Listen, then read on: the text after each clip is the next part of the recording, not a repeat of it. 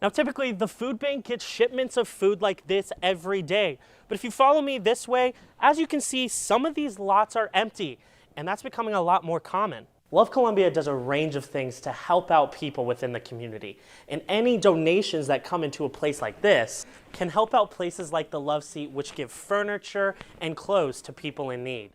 So what's the solution? Well, drive-through testing sites like these, where you can stay in the comfort of your own car without having to schedule in advance. But Lincoln students say these numbers mean nothing to them because the community here at Lincoln University is unlike any other school. Those strong winds, as you can see, it's already starting to cause damage in the city.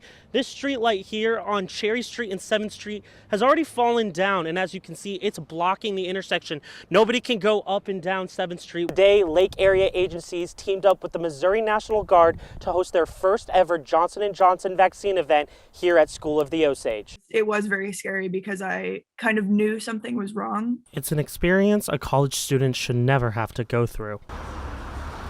Ordering a drink and then suddenly, I just kept saying something is wrong, something is wrong. Everything changes. Who would do this? You know, like that's a very pathetic thing to kind of feel the need to do. And students like Sarah are not alone. KOMU-8 found there have been 17 reports of predatory drug use going back to the beginning of the semester. Students are aware of it, and students are trying to warn each other and show each other evidence. Data show reports are higher this semester than in previous school years.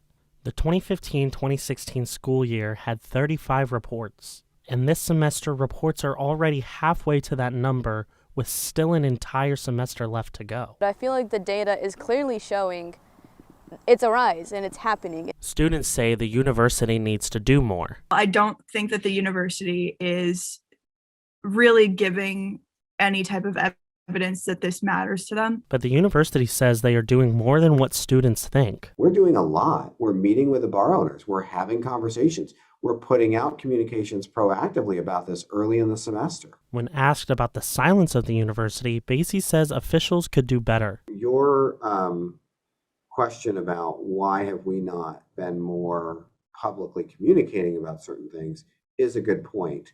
And I certainly will have that conversation with other folks. Bars in town also tried to address the issue. Willie's and Fieldhouse hosted intervening sessions, while Silverball hands out cards testing for drug drinks. We can try to make all these resources as available as possible, but usually you don't look until you became a victim. Students and survivors. We have no real initiative to stop this. Wanting change.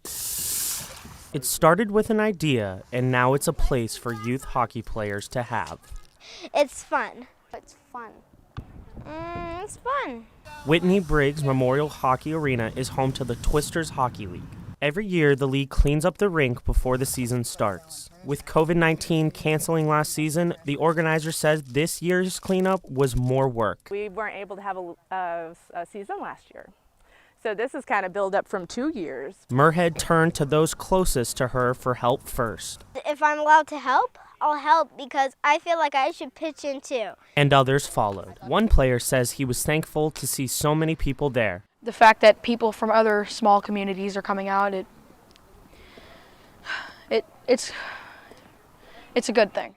Another says he came out to make it safer to play. Because like the acorns and the leaves sort of like trip you. And with each sweep, drill, and hammer, the rink started to look cleaner than before. One coach says it was about time the rink had something new. We've got new boards and we're really excited about that because we've been running two layers of 2x4s for years and lots of stoppages of play because of that. New boards, new rink, new year. I'll drink to that. Up until the COVID-19 pandemic, restaurants weren't allowed to sell alcohol to go.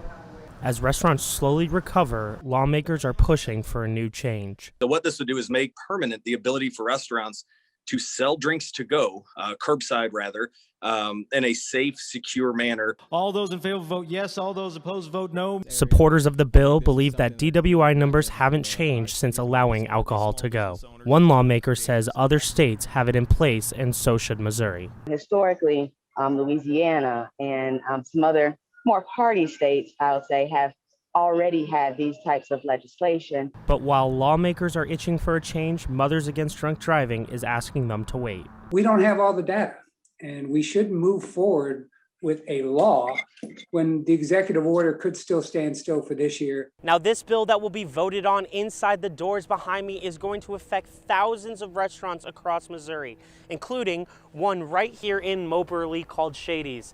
I got the chance to speak with the owner about how this particular bill will affect her business. Shady's only sold alcohol to go for a brief period, but is hopeful the bill will pass. The owner says it could help in multiple ways. I think it would help with not just profitability and those sorts of things, but I think it allows businesses to have more flexibility. Haney also says the bill would have come regardless of COVID-19. I definitely believe that the pandemic and making sure that we're all trying to be safer around what we're doing sped this process up, but it would have happened eventually. Eventually is happening now, and now can change the future. By your vote of 141 yes, 12 no. For good.